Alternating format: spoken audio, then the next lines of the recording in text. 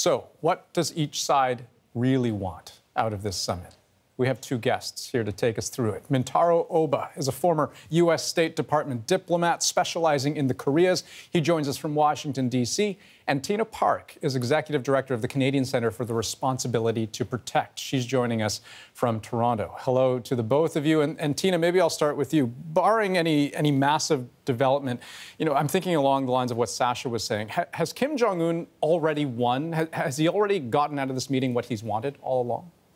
Well, it's true that Kim Jong-un is maximizing the PR opportunity to be seen as an equal who can meet with the President of the United States. But it is also important for us to remember that the ultimate objective of the exercise is to convince North Korea to give up their nuclear weapons for peace and stability on the Korean Peninsula. So whatever it takes to bring them to the negotiating table to find a diplomatic solution to resolving this crisis and the constant war of words we've seen lately between President Trump and Kim Jong-un, and to move towards substantive agreements on denuclearization as well as eventually a peace treaty on the Korean Peninsula would be a very constructive development. Well, and of course, we can look at denuclearization as the goal here. Mintaro, what is success, though, for Donald Trump himself, do you think? What is he really after? Well, I think for President Trump, it's primarily about his personal image. He has constructed this image of himself as a great deal maker, and success in this summit will really reinforce that for U.S. domestic audiences. And that's really what he's after. And that's a major contrast with what his subordinates are after, which is substantive progress on denuclearization. Right, and let's flesh that out, because I think it is worth separating the man from the administration, particularly when we look at what's at stake. Realistically, Mintaro, what do you think we might expect to see from the North Koreans in terms of concessions or offers, if any? Well, the North Koreans really have the upper hand here because they really need to give up as little as possible in this summit, whereas the United States wants to get as much as possible. So time is on the North Korean negotiators' side, and there's little of substance that we can really expect from this. But ideally, we would see the beginning of a longer-term diplomatic process where we can hash out these more complicated issues of denuclearization among real experts. Tina, would you say that is the likely outcome here, that this is simply the start of a series of future diplomatic talks, or is there a risk, perhaps, that this could end badly?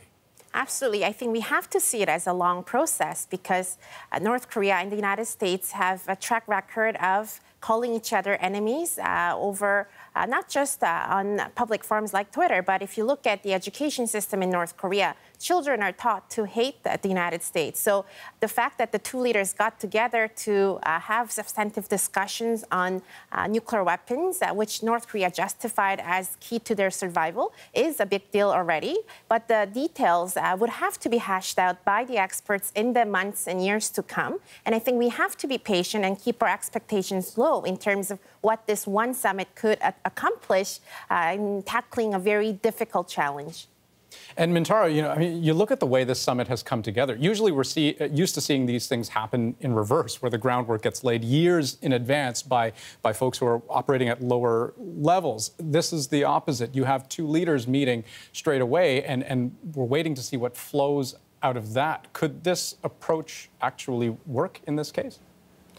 Well, the bottom-up approach to summits is characteristic of countries with whom we have very developed formalized ties. But as you've seen from things like Richard Nixon's 1972 visit to China, a top-down approach can lead to something substantive. And I think that this summit can set a broader mandate that career diplomats can later follow on to make substantive progress on denuclearization. Tina, if I could ask you one last question. I'm curious to know, what are you going to be watching for? The two sides are expected to talk for a couple of hours, then we'll have a media availability from the president himself. What is it that you're keeping a keen eye on? I will be looking out for the very definition of denuclearization because both sides, I think, came into this meeting with different ideas of what is expected in terms of timeline and concessions.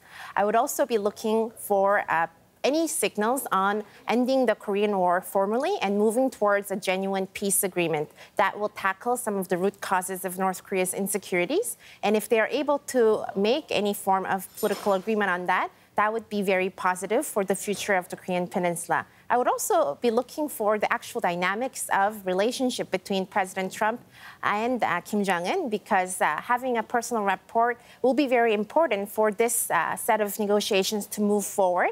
And it won't be the last time they meet if all goes well. And I think that the hope is certainly very high for 51 million people in South Korea and 25 million people in North Korea whose lives have been affected by the Korean War. Yeah, well, from what we've seen so far, it's been relatively warm and cordial, and that's where we'll leave that discussion. Thanks so much, both of you, Tina Park and Mintaro Oba, for joining us.